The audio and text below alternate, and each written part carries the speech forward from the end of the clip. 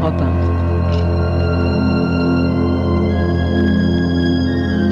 Crime Story, les rendez-vous d'Alfred Hitchcock, raconté par Serge Sauvian. Aujourd'hui, science ou fiction de Charles Wilford.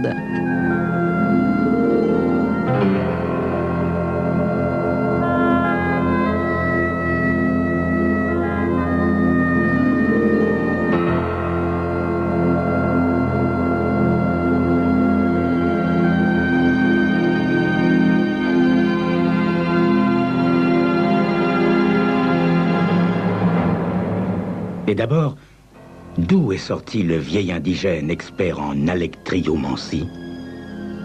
Je ne l'avais pas entendu approcher. Mais quand je levai la tête, il était là, attendant que je m'aperçoive de sa présence. Quand je lui accordai mon attention, il me fit un signe de tête aimable, accompagné d'un sourire qui découvrit des gencives sans dents, couleur de mangue pourrie. Que voulez-vous, l'homme? Excusez mon intrusion, je vous prie, Monsieur Waxman. Mais, apprenant que l'auteur de Combat de coq aux Indes occidentales avait loué un cottage sur la plage de la princesse Margaret, je n'ai pu résister au désir de venir le féliciter personnellement. Cette réponse me radoucit, tout en me laissant stupéfait. Bien sûr, c'est vrai, j'avais écrit « Combat de coq aux Indes occidentales », mais ce n'était qu'une petite brochure publiée par un éditeur ami et dont le tirage s'était limité à 500 exemplaires à peine. Mais où diable vous êtes-vous procuré un exemplaire de mon livre? Je gagne ma vie avec les coqs de combat, monsieur, et je lis toujours avec intérêt ce qui concerne ces animaux. Votre livre, monsieur Waxman, était excellent.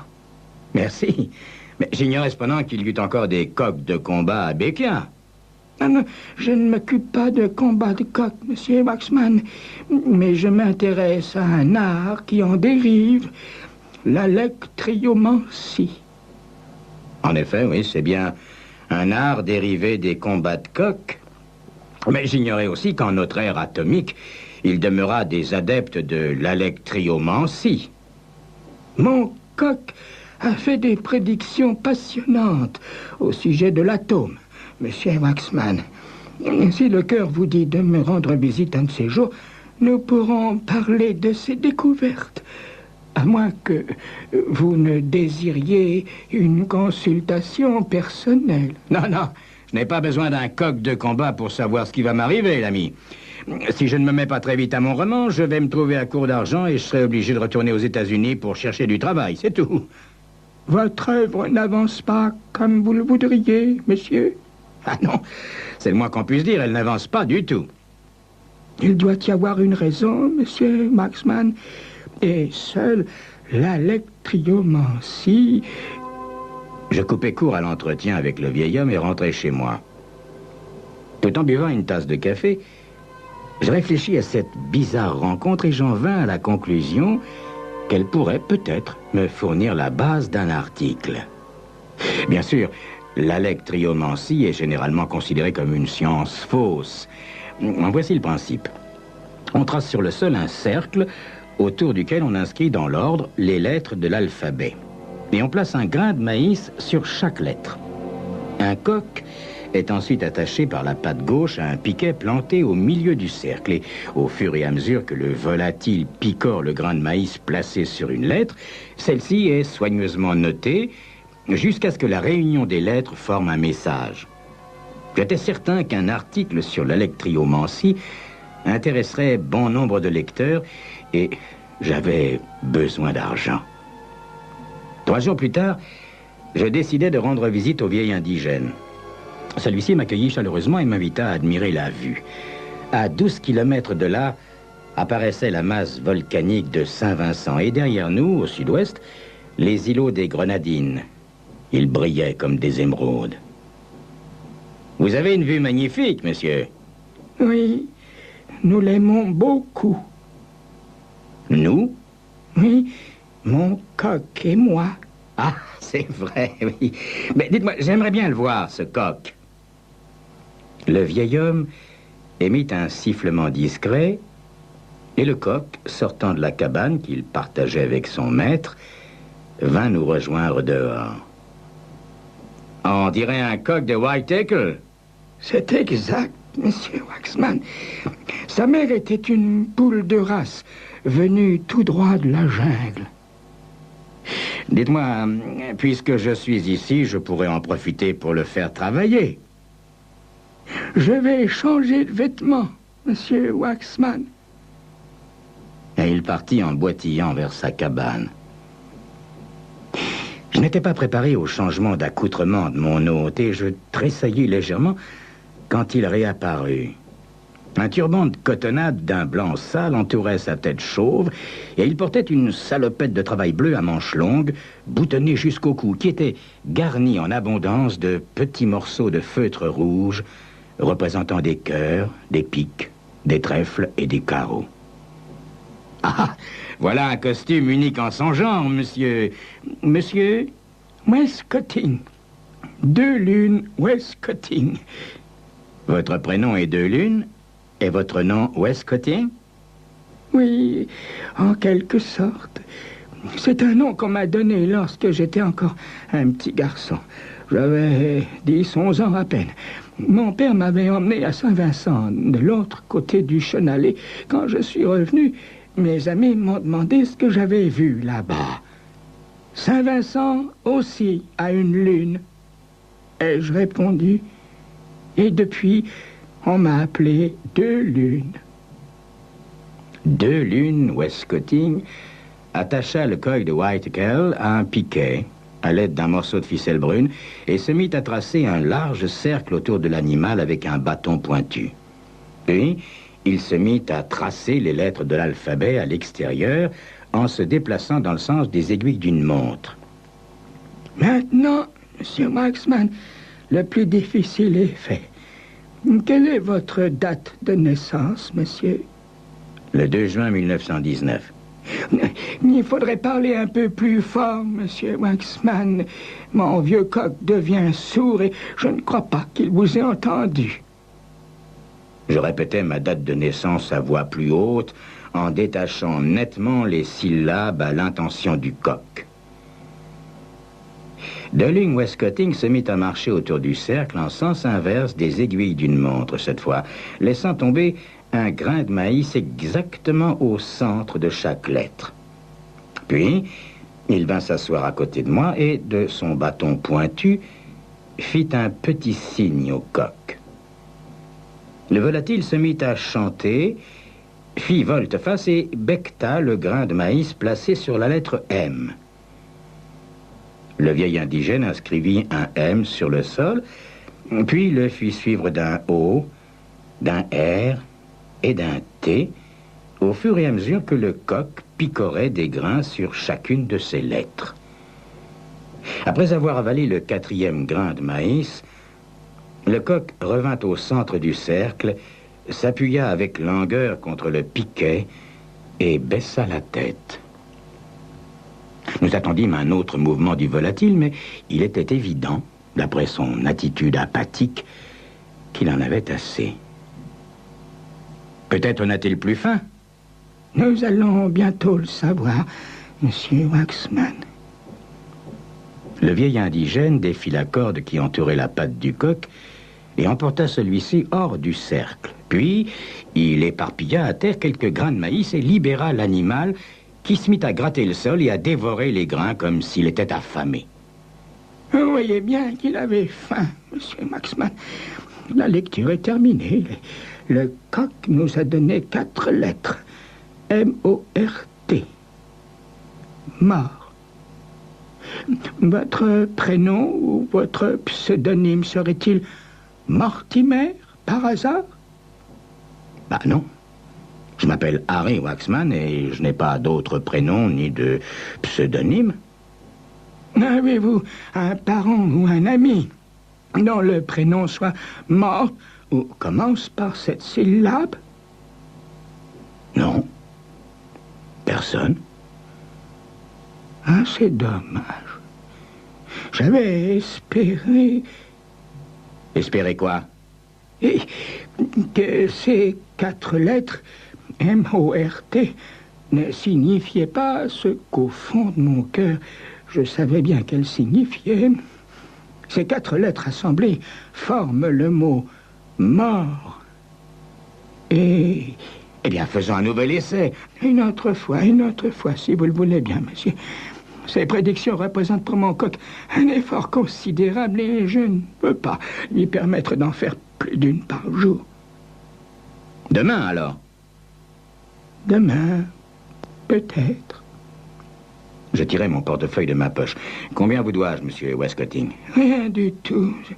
Mais je serais très honoré si vous vouliez bien me dédicacer votre petit livre « Combat de coq aux Indes occidentales ».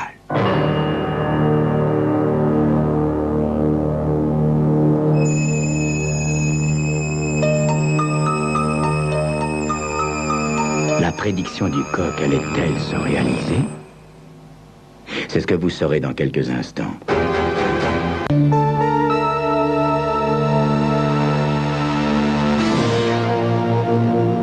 Je dormis cette nuit-là d'un sommeil intermittent, mais c'était ainsi que je dormais chaque nuit depuis 3 mois que j'étais à Beccia. Entre la veille et le sommeil, la prédiction du coq me donnait matière à réflexion. J'étais, c'est le moins qu'on puisse dire, loin d'être satisfait de l'interprétation du mot « mort » que m'avait donné le vieil homme. À 8h30 du matin, j'étais sur le sentier tortueux conduisant à la résidence de Delune Westcotting. Comme j'achevais mon ascension, je l'aperçus assis au soleil devant sa cabane, les jambes croisées, tressant une corbeille en feuilles de palmier tout en chantonnant gaiement. À ma vue, il demeura bouche bée et ses yeux sortirent de leur orbite. Mais c'est Monsieur Waxman. Je ne vous attendais pas aujourd'hui. Vous ne devriez pas avoir l'air aussi surpris, monsieur Westcotting. Je vous avais dit que je reviendrais ce matin. Je m'excuse de manifester de l'étonnement, mais votre cas ressemble de façon frappante à celui d'un étudiant auquel j'avais fait une prédiction à Oxford. Vous avez étudié à Oxford, monsieur Westcotting? Oui, mais pendant 1 an et demi seulement. Je gagnais de quoi payer mes études en pratiquant l'électriomancie. Oui, mais je vois mal comment un étudiant d'Oxford a pu aboutir à Beccia, je l'avoue. Oh, tout cela est arrivé par la faute d'une volaille anglaise. C'était un très beau coq de combat. Je l'avais acheté dans le Sussex et avant d'utiliser ses services pour mes clients, je lui avais fait faire une prédiction pour moi-même. Sans la moindre hésitation, le coq avait picoré le mot « Beccia ». Je l'ai mangé pour mon dîner. J'ai fait mes bagages et j'ai pris le premier bateau en partance pour la Barbade. Je suis à Beccia depuis ce moment-là. Il y aura 40 ans en octobre. Bah, en tout cas, monsieur Westcotting, une de vos prédictions s'est réalisée. Elles se réalisent toutes, monsieur Waxman. Oui, on verra, on verra. Bien, si votre coq est prêt, on peut y aller, non?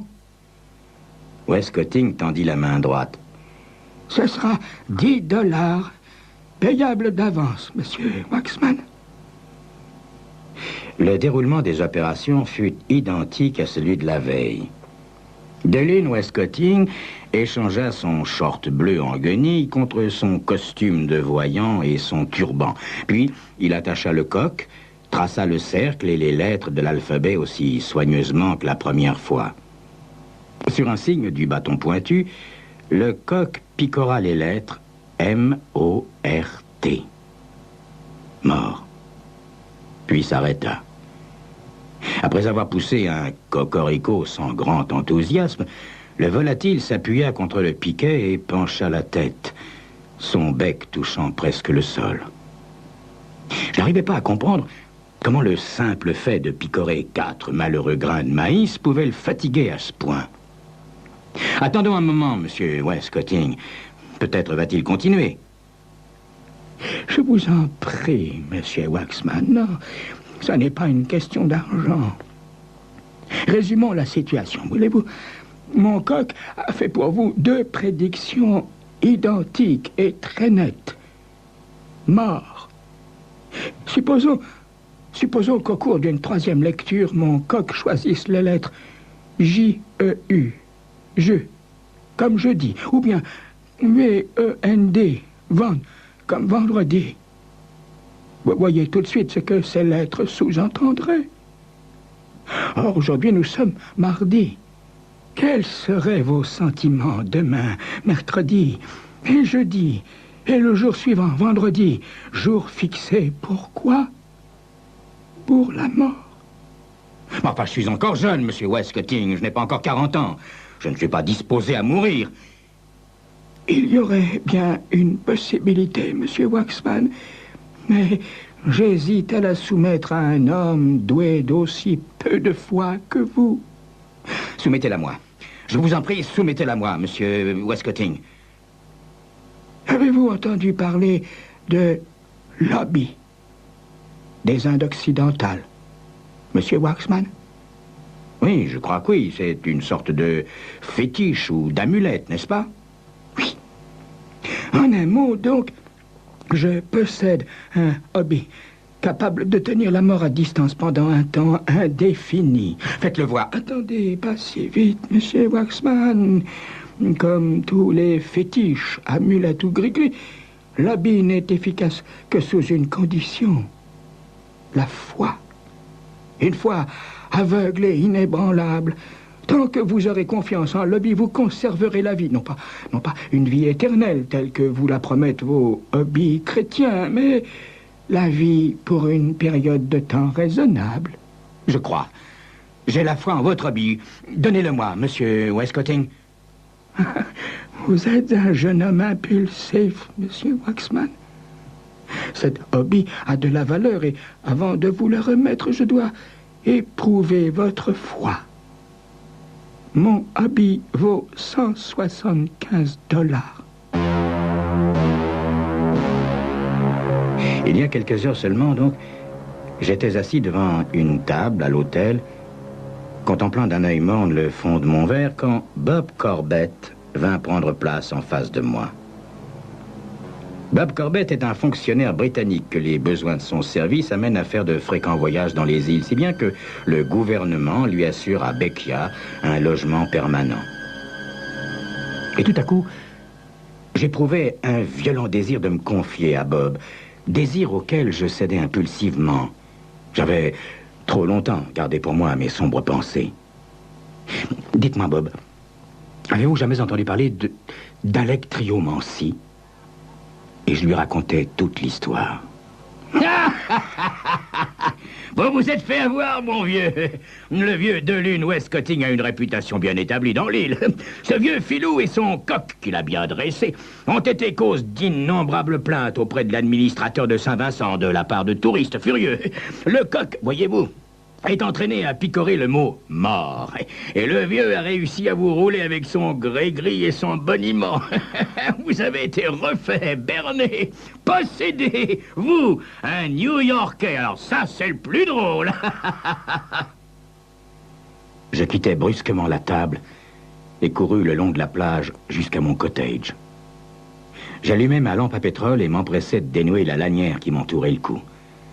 J'ouvris le petit sac en cuir et déposait son contenu sur la table. Il y avait en tout et pour tout un cure-dent en matière plastique rouge, un petit morceau de silex au rond, 2 yeux de poisson desséchés, une feuille de bruyère, 3 capsules de Coca-Cola, une plume de poussin, 6 petits os impossibles à identifier et un jeton de cuivre donnant droit à une bière au café Ming. Les yeux brûlants, je regardais stupidement le contenu de l'hobby, en maudissant tout haut le vieil indigène. Puis je remis vivement les objets dans le sachet de cuir et jetai le tout à la mer. L'hobby demeura à la surface, sautillant sur l'eau, entraîné peu à peu loin de la rive par la marée descendante. Une idée me vint à l'esprit. Récupérer le sachet de cuir et son contenu et aller rendre visite à ce vieil imbécile pour lui mettre les objets sous le nez, l'un après l'autre. Cette idée m'enchanta au point que j'enlevai aussitôt mes sandales et plongeai. Je m'aperçus bientôt, avec une appréhension croissante, que, malgré tous mes efforts, je n'avançais pas. J'étais emporté par le courant et, pris de panique, je parvins cependant à me rappeler que la seule façon de se tirer d'une telle situation était de piquer vers la rive en diagonale. J'ai tenté cette manœuvre en diagonale, mais elle n'a rien donné. Et c'est pourquoi, tel un homme qui se noie s'accroche à un fétu, j'ai continué à nager vers la haute mer en m'efforçant de mettre la main sur cette hobie de malheur. C'est mon dernier espoir. Mais le courant continue à l'entraîner hors de ma portée. Mes brassées se font de plus en plus faibles à présent, semble-t-il, et je ne suis pas prêt de mettre la main sur l'hobie. La nuit est si noire que je ne peux même plus distinguer la terre. Les petites lumières éparses de Bekia se sont depuis longtemps éteintes. L'obscurité est totale. Au-dessous de moi, dans les eaux profondes, grouillent les barracudas. Le vieil indigène ne m'a-t-il pas recommandé de prendre garde à ces poissons voraces? Oh, mon Dieu. Hobie, Hobie, je crois en ton pouvoir. Sauve-moi. Hobie, je crois en ton... Je crois... Oh.